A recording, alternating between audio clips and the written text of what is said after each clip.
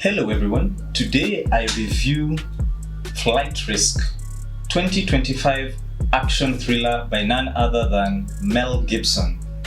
Mel Gibson is a legend when it comes to filmmaking. He's in the Filmmaking Hall of Fame in my book and many people's books. Mel Gibson is multi-talented, from being an actor to being a film director as well as a film producer. And Flight Risk is yet another of his films where he's directed. Most of you my age, people who are millennials, early millennials, will remember Mel Gibson from the 90s series Lethal Weapon with buddy cop show, or rather cop film series with Danny Glover. And he made his directorial debut in 1995 with the critically acclaimed Braveheart epic film, which garnered over 200 million in the box office. He went on to direct The Passion of Christ, another controversial film, yet well made, very well crafted, great storytelling. Jim Caviezel starring in it. We know he also later did, or rather he earlier did, The Count of Monte Cristo as the lead actor.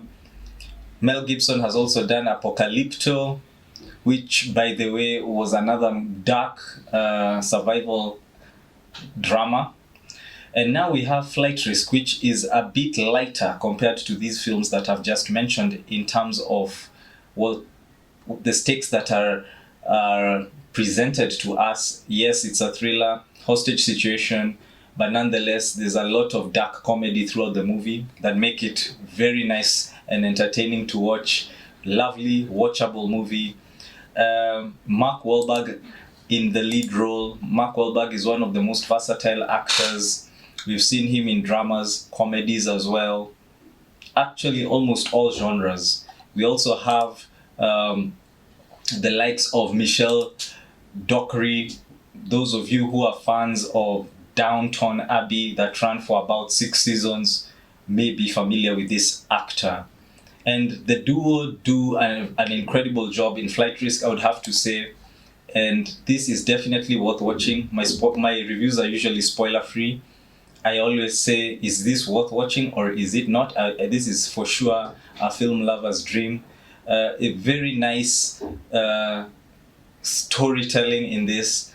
And you know, the thing is this, the setting is limited to the plane. Very few times do you see scenes outside the aeroplane itself. Most movies that take this approach tend to fall flat on their face. And I can give a quick example of a movie I reviewed last year, Beast by Idris Elba. Idris is a fantastic actor. But Beast, the movie, again, it was localized mostly for maybe 80 to 90% of the time in the forest where the lion was kind of chasing them.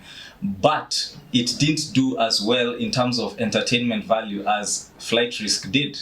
So yes, Flight Risk is definitely well crafted.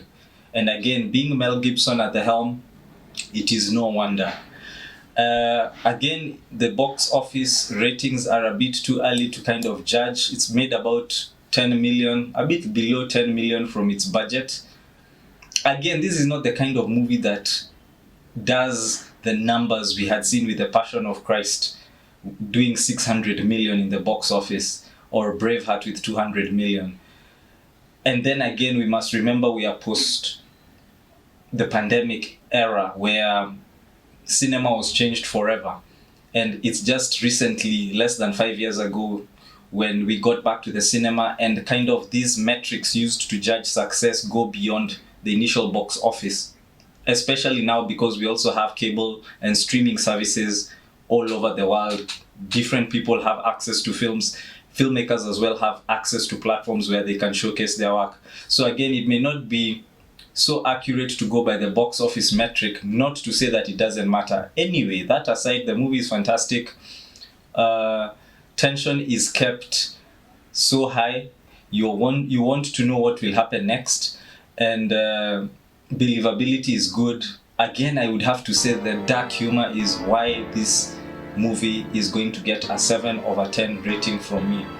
Flight Risk is worth watching. Go and have a look. It's still in the cinema if you can afford to. This is one of the films which for sure is worth every penny.